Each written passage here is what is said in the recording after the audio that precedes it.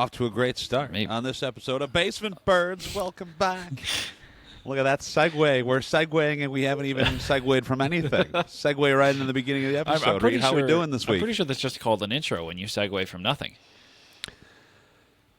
Shut up. No. I'm doing great, though. That's good. Yeah. Doing good. Speaking of segues, I would like to ride a Segway. I don't know if you've ever ridden a Never Segway. Never have. Are they still made? But that seems something. Oh, yeah. I thought they do like Segway tours and stuff. Yeah, just I thought they went out of business though. What? I don't know. I mean, multiple companies make Segways. I think it's like the Kleenex situation. Segway Incorporated. multiple people make, which is still an actual thing. They have not gone out of business, but well, this past week I almost bought a didgeridoo. That's what we're going to open up with. I did not buy a didgeridoo. Why but would you almost buy the Segway a thing didgeridoo? reminded me. Well, because those of you that know me know I'm into some strange hobbies, right? I've got the unicycle. We unicycle around a little bit. Yeah, but a didgeridoo? Yeah. I mean, isn't that something you've always wanted to learn how to play, is the didgeridoo? No. Not really. Why not? Oh, Why? my Lord. I like the didgeridoo. First of all, I mean, where do you buy a didgeridoo from? Facebook Marketplace. Someone was selling it. $20 only. No. I'm not kidding. Oh, my God. $20 Facebook Marketplace. Use didgeridoo. Oh, my word. That's hilarious. Finding a didgeridoo on Facebook Marketplace is not what I thought you would say today. But that's pretty good. We got to keep you on your toes a little bit. I guess so. Speaking of, that leads me into my next thing. Yeah. So I was at Portillo's over the weekend. Oh, yeah. Okay. On Friday. Yep. Right. What'd you get? As one does. What I is your had a hankering for a big beef. I had a big beef sandwich. Okay. No peppers. Big beef. Okay. Large cheese fry. Large Coke. Cheese fries are great. So in case anyone wants it, Portillo's, if you're listening, hashtag. Yes. I don't live anywhere near Portillo's, but if we can get some kind of deal worked out where I can get it shipped out to me, that would be fantastic. Well, so we were at Portillo's sitting in a booth, as one does. Who is I'm we? facing You and Nicole? Nicole and I. Okay. Nicole and I. Yeah, I'm facing the wall. Like, we're sitting in the corner booth. She's facing into the restaurant. I'm facing the wall. Okay. Right? So I'm, eating my beef, as one does, and all of a sudden Nicole goes, "Don't turn around." Okay. Well, that's always the first thing I want to do is turn around. The first thing I want to do, I have to turn around. So she's like, "Don't look right now." Okay. So I do the old arm stretch. Sure, yeah, like this, and then you're like, give it the old like this. Yep. Yeah. And I see. This is granted. I mean, we're kind of out in the suburbs. Yeah. Right. So no big cities really close. I mean, the biggest city of Chicago is hour 15 away with no traffic. Right. Yeah. So we're I turn around. I see two females that are dressed head to toe like aliens. They're dressed head to toe. They're painted green. They've got antennas on. Oh my Lord! They've got the Star Trek dress kind of thing. Yeah. Boots. On the whole 9 yards. Yeah. And your first thought was, what did they put in my big beef? Yeah. My first thought was, how old is this beef? You know what I'm saying? Am I hallucinating at the Portillo's? What is going on? So, oh my gosh. Upon some further investigation into the matter, I mean, they seemed like nice people. They were turning some heads. I mean, maybe not in a good way, but I mean, people were like, "What is happening?" Yeah, absolutely. That's a wacky thing, but. And upon further investigation, it turns out that C2E2 was going on this week over at the McCormick Place. Have you ever been to C2E2? I have. I was once this was during my freshman year. Let me think. What year would that have been? I want to say I've seen a video year. of you at C2E2, or one that you were involved in. Yeah, freshman year, myself and another student from our college, through our campus radio station, somehow applied and received press passes for C2E2. So we got to attend 3 days for free because we had these press passes, and we made a video that aired on the news and got posted on the socials for the TV network at the university and stuff like that. So that was a lot of fun. I feel like that is not as well kind of sold to the students. At least until I started kind of branching out a little bit and met some people at some other universities. Like, I knew someone who would get press passes all the time to go to different stuff. Yeah. So, I mean, that's cool that you got that. Yeah, we didn't really expect to get them. But yeah, we got them for 2019. And then 2020 rolls around, and C2E2 would have been, it was like early in the year.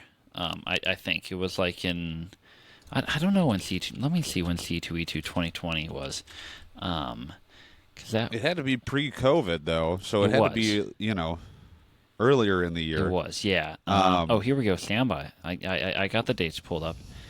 Was it in April? Maybe you. It was in. Maybe you were like. No, you know what? Okay, so 2019 when I went was March, late March, like around this time, or not at this time, but like a month ago. Okay, 2020 was February, like late February into March. That's when it was. I knew it was earlier in the year because it was like just before COVID happened. However, I couldn't attend because I was sick the weekend of C2E2 with what I like. This was before COVID testing was a big thing and before COVID was really known to be in North America hugely. I was sick, and that's the weekend that I went to the on-campus like nurse, and I got sent home with flu-like symptoms. But I was like, I had like the worst night of my life. I was like throwing up, like chills, like muscle aches, fever. Like it was like everything that ended up being COVID symptoms. So I'm pretty sure I had it then, but I just never actually got tested for it because I couldn't. But that's why I couldn't attend the second year. But the first year we went was really cool. Yeah. I mean, did you see any aliens when you were there? No. I guess the more important question would be, did you paint your entire body green? I did not. And attach antennas to your head and go dress as an alien? I did miss that opportunity, but there were a lot of very interesting people that were cosplaying as characters or just dressed up and stuff. It was a sight to behold. A lot of, I will say, if you aren't into all the comic-y stuff, but you want some good people watching, a convention like that is great people watching. Oh, yeah. Oh, my God. Prime people watching. We met a lot of interesting individuals. There were a couple interactions where we would interview someone, and we would both look at each other and be like, what the heck just happened? Yeah. I mean, that's what happens when you go to a comic book convention. What was the craziest thing you saw when you were at C2E2? While you're thinking about it, I have never been to C2E2, I have to rewatch the video to jog my memory a little bit here. Come on! While you're talking, I will watch the video. You'll figure it out. Yep. Well, I've never been to a comic book convention, even though this seems like something that I would really enjoy. Obviously, I'm going and buying didgeridoo from mysterious people on Facebook Marketplace. If you buy didgeridoo, you would fit right in at the comic book convention. Right, and so I think going forward in the future, I'd like to go there. I've gone to McCormick Place for other events. The auto show I've gone to. There's a boat show that's there. Okay. I've never been to the comic book convention. My only experience with anything like that is going to or watching Adam Savage on YouTube. You know Adam Savage from Mythbusters? Absolutely. He'll go like incognito, so he's really into like dressing up in a costume. And so he'll dress up in a costume and go and like try and get people to recognize him, but not like try to get them, but like they do, and then whoever like recognizes him first as Adam Savage in costume, gets like some sort of prize. So I always thought that was like a really cool idea, and I think he's gone actually to a few of the ones in Chicago. And he's someone I'd really like to meet one day because I'm a big Mythbusters fan, but. I think if I had to go though, I would want to dress up in full body costume. Yeah, and that would require me to buy a full body costume. So that would be difficult for me. Well, actually, I mean, I have my Spider-Man costume from when I was like 8. Oh, that still fits. Yeah, well, that also brings back some bad memories. I had Spider-Man come to my birthday party one time, and I was so scared that I hid in my mom's bedroom the whole time and watched out the window from my own birthday party. But that's the story for another time. No, jeez. As far as what the craziest thing you saw at C2E2 was, my memory has been jogged. This really isn't a crazy thing, but just a funny encounter. There was this one person that was there. I don't know how old she was. She was probably like around our age in college. Right. But we saw her on the first day, and we interviewed her, and the interview just went like in a very odd direction. She ended up just like asking for money during the interview. Well, being like, oh, I need money for this and stuff. So like, she's like shouting out this like GoFundMe page essentially on the interview. Very weird. So we did it like the first day. Please tell me you kept that in the interview. No, none of the stuff from her made the final cut. Shocker. Oh gosh. And then it goes on for 2 more days or 3 more days, however long. I think we had a 3-day pass for it. And she managed to find us the next 2 days when we were there too. So like we would like spot her from across the convention center. We're like, all right, we're gonna take a left turn here. You know, we're gonna make our way through here, and then we're gonna get to where we're going a little bit of a different route. You know, because it's really easy to get lost in those convention centers too. Those things are massive. Well, yeah, McCormick Place. There was so that's so where they much, have it, right? Yeah, it was at McCormick Place, and there's like multiple exhibition halls too. Oh yeah, yeah. That like C2E2 was, and it was wild. Yeah. It's massive. Yep. And was she dressed as a shark though? Because I mean, I just no, picture her was, like the fin she was above the people. She's yeah, like, no, dude. I don't think she was tall enough that could have worked. Well, I mean, it depends how big the fin was. Yeah, you know, but no, yeah, she did not have a fin, but she just kept finding us, and I don't really know how. Yeah, well, maybe next time. Maybe when I go to C2E2, I'll just have to interview people just for the fun of it. Maybe we could have a new segment for next year. You'll get plenty of people though, because the camera attracts the crazy people. You know, the crazies. Yep. Oh yeah. Yep. We figured that. I've learned that. Oh yeah. Over my time. You learn that very quickly. That's for sure. So, well, we can move into the next segment now. A new segment this week called the Silly Title Takedown. We had a little bit of a preview last week. Silly Title Takedown. I know Reed's real fond of that. The name may need some workshopping at some point, but no. So, basically, what this is, as you can tell from my lights on background this week, we're in the process of cleaning out a bunch of books. So, those of you that don't know, Nicole and I moved into my grandparents' house. They were both recently passed away. And my grandpa was a huge book collector. There's literally thousands and thousands of books in this house. Yeah. So I thought it'd be kind of fun to go through, as we're going through them, and pick out ones with some funny titles. Oh, yes. And try and get Reed I like the sound of this. Guess what the book is about. Oh, boy. By the title. Okay. Right? So I've got a humdinger of a book today. Okay. Do you think I should show you the cover? Or yeah, show me the cover. I don't know how well I'll be able to see it. Okay.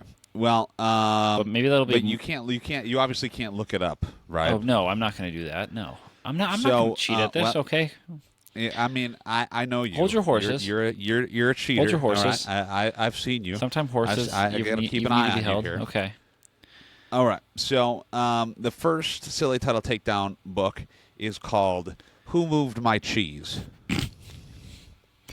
Who moved my cheese? There's no way this book has anything to do about cheese. Well, what is it by? It's called "Who Moved My Cheese" by Spencer Johnson. Oh. Who Moved My Cheese? Who Moved My Cheese by Spencer Johnson. And I need to guess what it's about. What do we think this book is about? It's got to be some sort of poetry. Wait, book. I can tell you about the author. So Spencer Johnson is an internationally best-selling author whose books help millions of people discover simple truths they can use to enjoy healthier lives with more success and less stress. Oh, is it some like health book? That's all I'll give you. It sounds. That's all I'll give you. It sounds health related. Well, here's a picture of the cheese, a cheese block. Okay, thank you. Okay, that was very useful. You're welcome. It's got to be something health related. Is it about the benefits of removing dairy from your diet? That's a good guess, actually. But that is incorrect. Oh, well. That is incorrect. Who Moved My Cheese is a simple parable that reveals profound truths about change.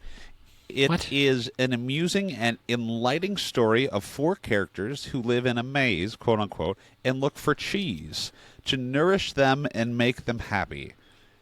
2 are mice named Sniff and Scurry, which obviously this those is a are great fiction mice book? named Sniff and Scurry. I'm getting there. Yes, it is a fiction book. My the gosh. 2 main characters are Sniff and Scurry. I thought this was a nonfiction book just by the title, and you said like metaphor or whatever that was. No, it's a parable. Parable. That's my bad. 2 are little people, being the size of mice, who look and act a lot like people. So it's got 2 mice and 2 people. Okay, and they're in a maze? Cheese. Well, cheese is a metaphor for what you want to have in life, whether it's a good job, a loving relationship, money, possession, health, or spiritual peace of mind. More cheese. And the maze is where you're looking, where you look for what you want. So the organization you want to work in, the family, blah, yada, yada. Huh? In the story, the characters are faced with the unexpected change. Eventually, one of them deals with it successfully and writes what he has learned from his experience on the maze walls. So basically, I think basically what it's about is overcoming challenges and, how to deal with difficult situations. Sure. For example, finding the hidden cheese. Interesting. I actually don't hate Does it that. sound like a book? Well, I feel like you're a pretty positive person, right? This sounds like something that, first of all, let me get something straight right now, is that I'm not what you call an avid reader. Okay. So I can't imagine I will be reading any of these books on this segment. So okay. I feel like that's important to, get that out in the open right now. Fair enough. That being said, I am an avid cheese lover. Oh, so am I. Something Who you and I Moved have My in common. Cheese by Spencer Johnson. Yeah. That might be something right up my alley. I don't there's hate it. miniature sized people. I'm not a big fan of fiction right now. Like, I'm very much like a nonfiction book reader, Like, if I'm going to read something, I want to, like, learn something, Like, I'm currently reading this book. Well, I say currently reading. I haven't picked it up in probably a month and a half at this point. I got it. It was one of 2 books I got when I visited my brother out in New York City. It's a book all about, like, subway sign design and topography and things like that, which is very interesting. See, I thought you were going to say, "Oh yeah, I'm reading this book right now. I haven't touched it about 4 years." No, but, no. I'm still in the process. No, this was one of 2 books. The other one I got was like a history of the subway system in New York. I was very much on a subway book kick in NYC because I thought it was a very interesting thing and wanted to learn more about it. So I finished that one, and now I'm on the sign one. I got to pick it back up again, literally and metaphorically, and get back into it. But well, I mean, Subway is a maze. It can be considered a maze for most people. It can be a maze. I mean, your next option right here, Who boom. Moved Who Moved My Cheese? Cheese by Spencer Johnson. Maybe I will need to add Who Moved My Cheese to the long queue of books that I have to read, though, because, I have now added 2 more to the long list of books I need to read. So, Well, as you can see from my collection of books here, I've got a few more for you. You do, so if you're ever in the need of a book to read, on basically any subject you can ever imagine, if you could catalog all those books into like genre, subject matter, and I could look at like a spreadsheet of all the thousands of books, that would be great, and I can send my request into the Logan library. I'll take that into an account. We'll get you a library card. Yeah, that could be fun. I'll get one of those scanner guns. I've always, for some reason, that's something I've always wanted, is one of those scanners, at the grocery store. Do you have the Dewey Decimal System in place yet? Well, I'm working However on that works. You know what? You don't know how the Dewey Decimal System works? No. Do you? Yes. Well, I know that there's numbers that categorize like there's numbers, and it's books. like by the first 3 letters of the author's last. What did you do in that was like the whole middle school library experience. We'd go to the library, and we just learned about Dewey and his decimal system. This says that 0 to 1 to 99 are generalities. 1,000 to 199 is philosophy. It splits them up into like. Yes. Oh, look at that. I don't know, dude. I don't know. The one who is more familiar with the library system, not me, of course, but how one who's more familiar would have known that right from the beginning. You know how I found a book in the library growing up when I went to the library?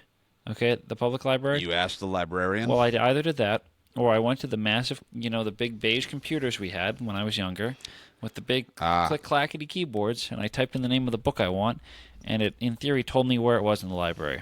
Chances are the computer was wrong, though, so I still had to talk to the librarian. Well, back in the olden days, when things were in black and white, and people talk like this, like that. That was when they had the stacks. Do you know about the stacks? No. The stacks were like big cabinets, basically, with little drawers. And inside that because there was no computers, so they would have each book categorized into these crazy drawers. Yeah. And I mean, talk about living in the Stone Age. Wild. Like I can barely get myself to look on the computer to try and find out where the book was, let alone dig through drawers and drawers and drawers of cards. Yeah. Like that. When was the that's last not doing time, it for me. not including college, that you have been to a library? Yes. I cannot remember the last time I've been to a library. I was at a library a couple weeks ago because I was trying to donate some of these books to the library. Oh, okay. And they're actually just about to go through a renovation, so they were not super prepared to take 10,000 books. But sure. You know what? We're figuring it out. See, but we gotta move on here. We're starting to run over a little bit. I just thought of something fun that we could do. What if we go to our local libraries and we find a fun book to share on the show sometime? Yes, I like that. I need to get a library at least 2 more silly titles. You don't have a library card? Well, not for where I live currently. Okay. Well, I actually, maybe we revisit this at a later date. This is a revisit at the later date. But I think it could be something fun. Yeah. All right. Well, moving on to odd news before we run out of time here. I'm going to go first today, just because I like going first. So my odd news segment this week, for those of you unfamiliar, we'd like to find funny and interesting news stories throughout the week because, the news is always so positive. Oh, yeah. Sometimes it's really hard to choose such a fun and exciting. There's such an abundance of good news to talk about always that, we had to go to the oddities. Right. So this week we had an interesting one. A lot of these seem to do with world records or animals, and this one is no different. Yeah, there were a lot. Man runs 1 mile in a swimming pool in 35 minutes and 24 seconds. Now, I'm going to preface this by saying I don't think I could run a mile in 35 minutes and 24 seconds. You could. Have you seen me run? If you can ice skate. This body is not built for running, okay? Okay. It looks like if you put a rag doll in like a dryer. Like that's how my body moves. Oh my gosh! While I'm moving down the raceway. Jeez. But evidently not this British man who ran a distance of 1 mile through water in a swimming pool to attempt to break a Guinness World Record. This man's name is Adam Lopez. He was 37. He is 37. He wasn't. He is 37. He survived the attempt. Everyone, okay? And he did. That's a spoiler alert. He did survive. He ran 63 laps. Wow. Around an 82-foot pool. Wow. In Norwich, England, on Tuesday with a time of 5 minutes and 24 seconds. So that's crazy. He apparently beat the current world record, supposedly, by 4.5 minutes. But Guinness World Record gets really kind of fidgety when it comes to breaking records, so they have to review all of the proof. Sure. So you have to provide video and all this stuff. So currently his attempt is being reviewed by Guinness World Records. Sure. But you know what? Yeah. So I don't know if I'll be doing any running. Again, I think we've talked about this. The only time I'm running is when someone's chasing me. Yeah, Okay. I Other hate than that, running. we don't. Oh gosh, I really dislike it. So I will not be doing that anytime soon. I'm not even really a big swimmer. Like my limbs do not work in conjunction with each other. Yeah. So it's a lot of like, you know, like those tube amp things that you see outside of stores, like to direct you, like when they're selling cars or something, wacky waving arm inflatable tube men or whatever. Yeah. Yep. So that's kind of how my body looks whenever I try and do an athletic activity. Like it's a lot of this action. So Sure. You know, swimming, running, it just doesn't work. It just doesn't work. It just doesn't. It It doesn't just work doesn't like work. that. So I'm gonna stick to skating, and we'll call it a day. Yeah. There you go. That's not All right. bad. So mine has to do with a certain striped animal that is on the loose. Skunk. Not quite a skunk. There is a zebra on the run in Washington. Ooh, Washington State. what? You and animals on the loose. Oh, yeah. You have something for like I animals that love are these stories. running wild. I think these stories are hilarious. Okay, so this story is from today actually. But I think this occurred yesterday. This occurred zebra. yesterday. There are 4 zebras that got loose from their trailer on a highway in North Bend, Washington, which is near Seattle. 3 were captured, and 2 were captured with the assistance from rodeo professionals. Stop it. Yeah. Stop. So they Stop rodeoed it, these dude. zebras. Rodeo professionals? Yes. Rodeo professionals. Professional rodeers. Okay, I don't even think that's a word. I don't think that's a word, yeah. But they helped capture 2 of these zebras, but 1 is still on the run. Okay? Still is as of today? Yep. Trooper Rick Johnson is, I guess, he's the public information officer for Washington State Patrol District 2, where these got out. He said it's a first for them. 4 zebras that were being transported got loose when the driver stopped to secure the trailer. One cornered, 3 outstanding. So they need to find this loose zebra. So as about an hour ago, as about 3 hours ago, we have a hashtag zebra update from Trooper Rick Johnson, and the 4th zebra is still on the loose. That's a great hashtag, which by is the way. wild. So now it's being handled by some regional animal services of the county they were in. They posted 5 hours ago that the zebra is still out, and they have a photo of the zebra. I don't know where they got this photo of the zebra from because the zebra is on the loose, obviously. But they're saying another thing. They're given a phone number to call if located, or just to call the police. But they very much tell people to not try to capture the zebra themselves. Because there's probably someone out there that thinks they can capture the zebra. And Logan, you know who I think the people are that can capture the zebra? You and I. That's why I got plane tickets for us out to Washington. We're going to try to capture the zebra. We're going to catch it. You know, like those storm chasers that travel around the country chasing tornadoes? We're going across the country chasing loose animals, and it starts with a zebra in Washington.